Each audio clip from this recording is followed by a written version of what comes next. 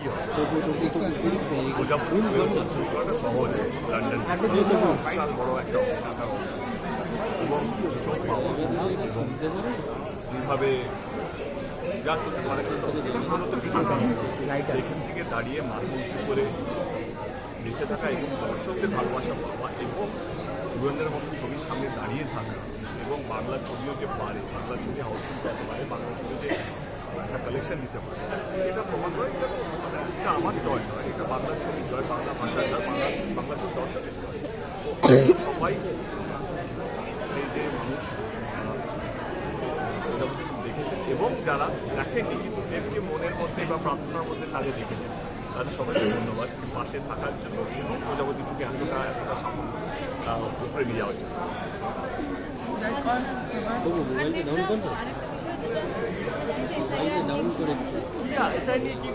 অনেক মানুষ যাচ্ছে আমি কি একমাত্র মানে তুমি বলে এটা অনেকেই ভাবছে যে দেবও ডাক পেল এই বিষয়টা আমাকে অন্য কোথাও ডেকেছে এসআইয়ের প্রতি একটু ডেকেছে আমি ভারতীয় এবং আমার দেশে যা নিয়ম কানুন আছে তার যেটাকে ল অফ দ্য ল্যান্ড বলে সেটাকে আমি ফলো করি এবং আমার কাছে এখনো নোটিশ আসেনি কিন্তু আমি জানি নোটিশ আসার কথা এবং আমার মনে হয় সম্ভবত 14 তারিখে আমার গিয়ে দিতে হবে যেটা আমার অফিসকে জানানো হয়েছে দেবদের ক্ষমতা থাকলে সেটা ইউজ করা সেটা বোধহয় নয় এই যে সবাই অবাক হচ্ছেন দেবকে ডাকা হলো এই কারণেই মানে যেহেতু তোমার এই একটা পজিশন এখন না ইলেকশনের সময় হ্যাঁ সবকিছু পলিটিক্যাল এবারে আমি কি কথা বলছি সেটাও যদি রাজনীতি হয় দেব তো সেই রকম দেব 13 বছরের রাজনীতি 12 বছরের রাজনীতি আমি এমন কোনো মন্তব্য রাখিনি যেটা আমার পার্টির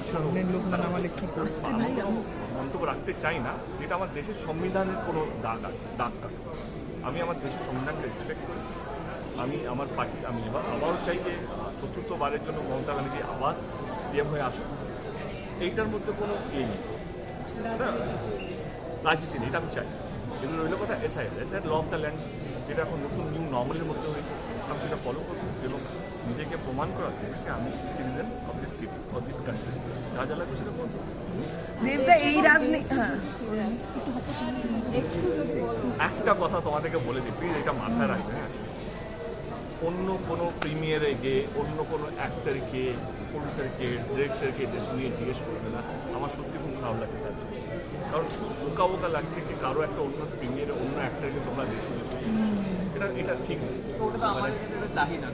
হতে পারে কিন্তু তুমি অন্য অভিনেতাদেরকে জিজ্ঞেস করো তুমি আমাকে জিজ্ঞেস করো শুভশ্রীকে জিজ্ঞেস করো মানে এর বাইরের উত্তর তো কেউ দিতে পারবে তার মতো উত্তর দিচ্ছে আমি আজকে বলে দেশ নিয়ে আমরাও প্রচণ্ড এক্সাইটেড কারণ যেভাবে দর্শক মহল থেকে যেভাবে এক্সাইটমেন্টটা বাড়ছে দায়িত্বটা আরও বেশি বাড়ছে আমার বাড়ছে স্পেশালি দেব এন্টারটেনমেন্ট ভেঞ্চার্সটা পুরো দায়িত্ব নিয়ে রেখে তো আমি এটুকু জানাতে চাই যে দেব শুভশ্রীকে যেভাবে লোকে এখন রেখেছে আমরা 6টা ছবি করেছি 7 নম্বর ছবিটা আমার মনে হয় 6টা ছবিকে ছাপিয়ে যাওয়ার মতনই হবে এবং সমস্ত জিনিস মাথায় রেখে যে আপনার writing the script executing the script যে একটা নতুন ওয়ার্ল্ড একটা নতুন জিনিস অফকোর্স এটা কোন জনার হবে কোন ঘরানার ছবি হবে সেটা আমার মনে হয় দেশুকে আমি রিকোয়েস্ট করবো as a Dev entertainment ventures তারা আসুন প্রেসকে একটা প্রেস কনফারেন্স করুন তারা তাদের পরবর্তী কী চিন্তাভাবনা আছে সেটা তারা জানান এইটুকুই আপাতত আজকের পর থেকে প্লিজ কাউকে জিজ্ঞেস করবে না কোনো অ্যাক্টর বা কোনো লেখা কোনো প্রডিউসারকে খুব খুব ইনসাল্টিং বলে আমার মনে হয় আমার নিজের ইনসাল্টিং যখন আমি তোমাদের ভিডিওটা দেখছি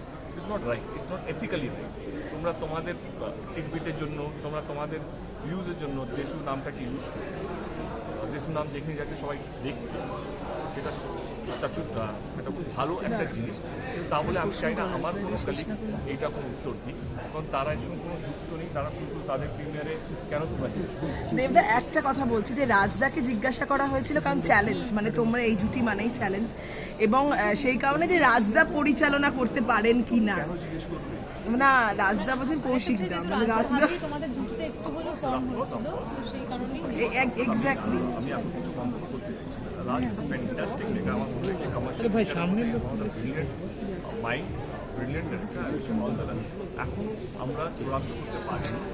কি সরাচ্ছে এরকম?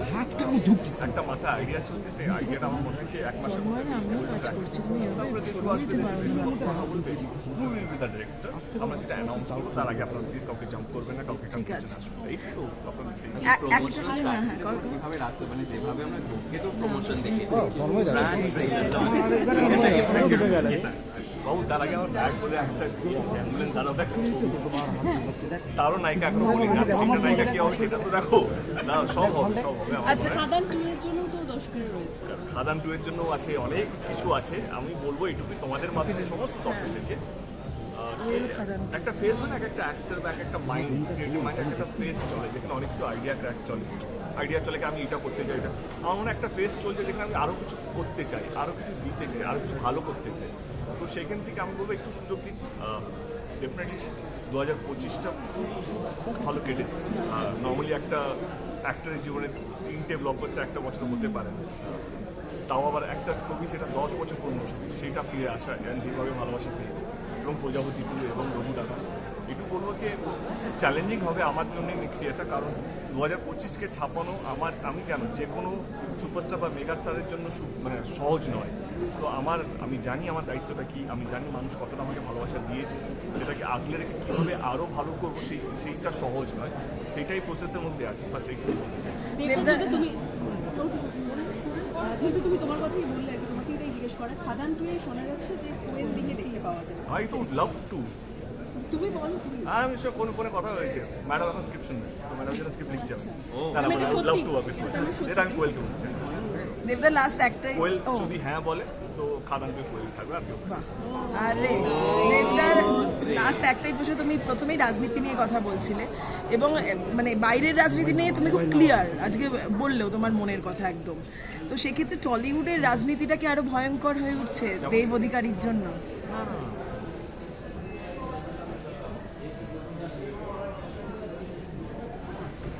আমার একটা কি আছে, as a producer I have the right to choose my date, audience right to choose the film, exhibitor has the right to choose কোন ছবিটা চালাবে, you have the right to ask me the question. কেউ বলুন simple আমি যদি এই বছর প্রজাপতি 2 যদি করে দর্শকের ভালোবাসা পেয়েছি, টনি কেন আমি মিস করবো? এগুলো দেশ দিকে সবাই দেখতে চাই কি চাই, সত্যি বলতে তার মনে লাগে ভাই আই শুড গিভ ব্যাক, এবং আমাদের করিমপুর এমন একজন ব্যক্তিত্ব যার জীবনে কাহিনীটা সবার কাছে আসা উচিত, তাই না? অ্যাম্বুলেন্স দাদা যে ছবি, আমি 3টে ছবি 3টে ধরন করেছি। আমি আর কি করবো as a producer, as an actor? এর থেকে তুমি আমার কাছে কী চাইছো?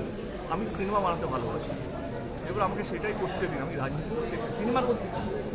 আমার 20 বছরের মধ্যে কেউ চ্যালেঞ্জ করে দিক আমাকে, আমি সিনেমার মধ্যে কোনো রাজনীতি ঢুকাই না।